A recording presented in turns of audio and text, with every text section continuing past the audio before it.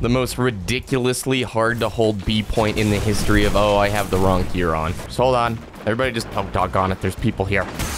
No, whoa, I'm behind the wall, but okay. So how's everybody doing this weekend? I totally forgot it was Iron Banner this week. So today we're gonna be using the blind Perdition, the adept version, because that gives you high caliber rounds. This gun is like literally, I think this is the best gun for PvP currently. One of the best guns, I guess is hard to say.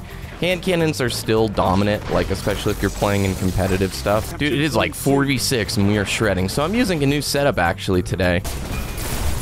Sorry, buddy. Enemy captured zone B. You've lost them all.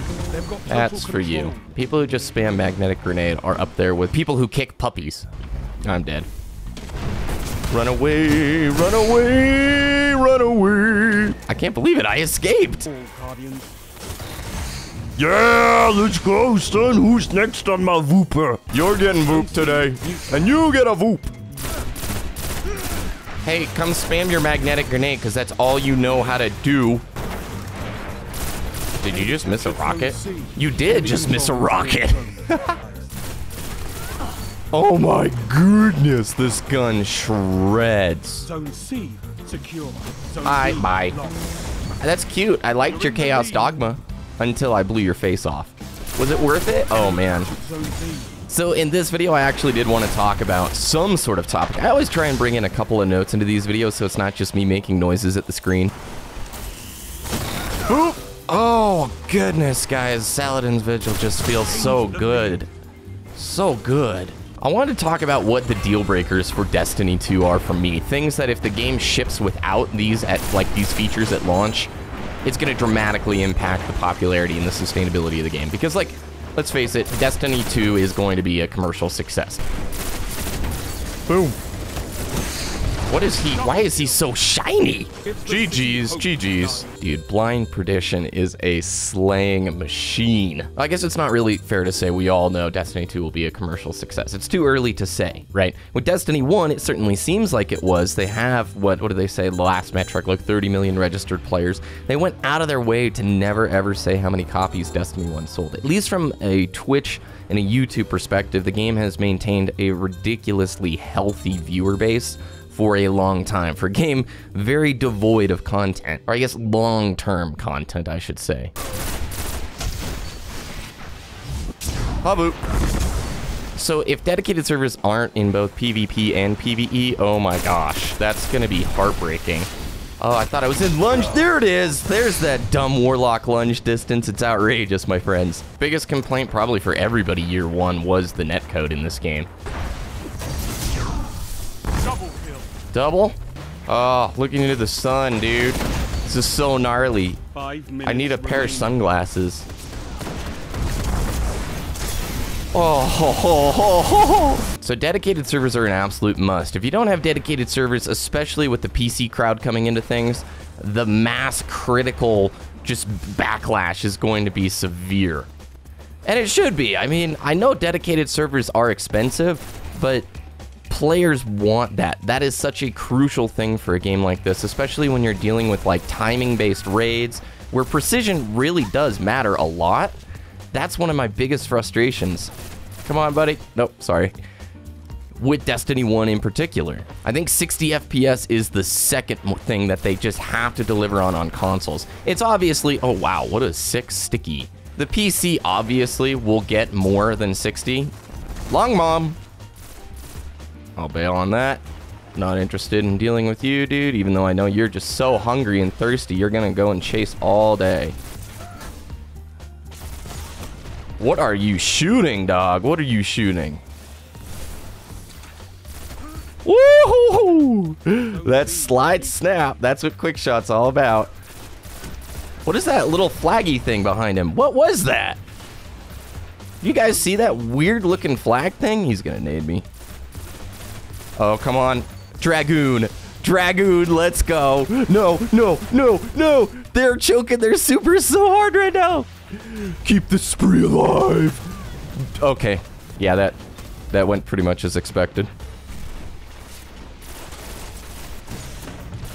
Whoa! Really?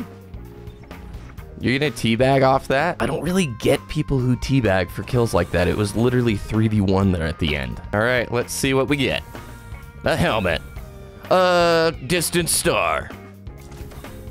And more useless stuff that I don't need. Bile King, yo dude, thanks for using the Stranger's Rifle, really appreciate it. It's one of my favorite guns, even though it's not that good, it's still fun to use. P.S. that sniped out. Thank you, Bile King, appreciate that, man. But if the consoles don't deliver 60 FPS, I think that might kill Destiny 2 before it's even out the door. Like, wow, that was a sick lightning nade. And I don't believe that the reason we don't have 60 FPS in Destiny 1 is just purely the fact that they built it on an older engine that could support last-gen consoles. I don't think that. I don't actually think that's like the full-on case. I think Bungie has a ridiculously high standard for their artwork, and that's appreciated. Don't get me wrong. It's gorgeous, the work that they put together. I'm dead. Wow, maybe not. All right, we did. We got the cap on it. Now I'm dead, but I'm okay with that. I can live with that. I think if 60 FPS on consoles is going to happen, Bungie's going to have to be okay with lowering the standard that they have for their artwork. Yes! I'm a player that firmly believes that gameplay should always be, or frame rate should always be prioritized over visuals, especially for shooters. And I think in order for Bungie on Xbox One and PS4 to put 60 FPS in the ballpark, I think it absolutely has to maybe only. I'm not saying that I want their artwork to not be as good, but if the game has to be a little bit less nice on the visual fidelity side of things in order for us to get 60 FPS, I'm pretty much okay with that. Okay is not the right word. I would think the right word is actually like, that's what I would definitely prefer. Lastly, content deployment.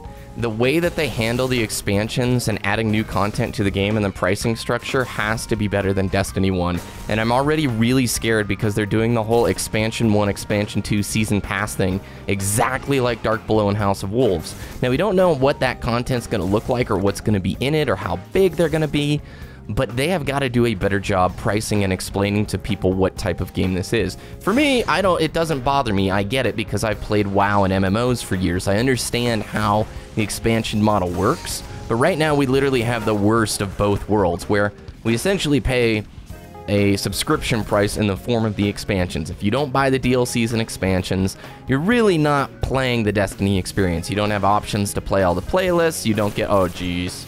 You don't get to play in the new raids or progress to the highest light level, all these things. Where is he, dude? Come on. Yay, finally. Since we pay for the expansions up front, if they don't add any content after you've bought the expansion, it doesn't really matter. So in like the subscription model, players unsubscribe when the patches aren't delivering good, new, fresh content. It's really simple, right? And so there's always an incentive for the developers in a game like World of Warcraft to make sure that the patches keep adding new engaging things to keep people playing the game. Pretty simple, money. However, I'm gonna die. I tried. But with Destiny, we don't have that model. So after you've purchased the expansion or the DLC, it doesn't matter how much they update it. They've already monetized the content. It's all about the day one sales of the expansion instead of the patch, like mid-patch performance kind of a thing. Which, handle it how you want. Oh, doggone it. Scatter nades are wicked. A lot of my friends that I talked to that didn't enjoy Destiny, their biggest thing was frustration with the whole pricing design. Why do I need to keep buying expansions? Well, I didn't buy this expansion, so why do I not get to keep enjoying the game or playing it at this level kind of a deal? That's their frustration. And so how Bungie handles delivering content is going to be more critical in Destiny 2 than I think ever before. Because players want to feel like they're not getting, well, they just want to feel like they're getting value. I think that's the most important thing, is the money that they're spending feels well worth it. If the expansions are chock full of content and last a long time, then I think you're going to see people going, all right, I would love to buy these expansions. Whereas things like Rise of Iron and Dark Below and House of Wolves, I don't know if the cost justified it to casual players who never tried out the raid. So those are my three main things I think have to happen with Destiny 2. 60 FPS, dedicated servers across all activities, and a much better streamlined way of delivering content and communicating to people. This is the pricing, this is why it costs this much, and here's exactly what you're going to get in it. And it should have enough value where people go, awesome. I love it. That is worth it for me. So here's the dangerous question. I'd like to know what you guys think about this topic. What are your must-have deliverables in Destiny 2? This is going to be pretty raw. People are going to be tearing up Destiny down there. At the end of the day, I really like this game, you guys, and I hope it delivers, and I think it will on all three things. 60 FPS I am worried about for the consoles. I hope they don't shove that towards like a Scorpio or PS4 Pro incentive type deal. But anyway, thank you guys for watching. If you enjoyed this video, please press that like button. Have a great weekend. Happy Easter, and we'll see you very soon.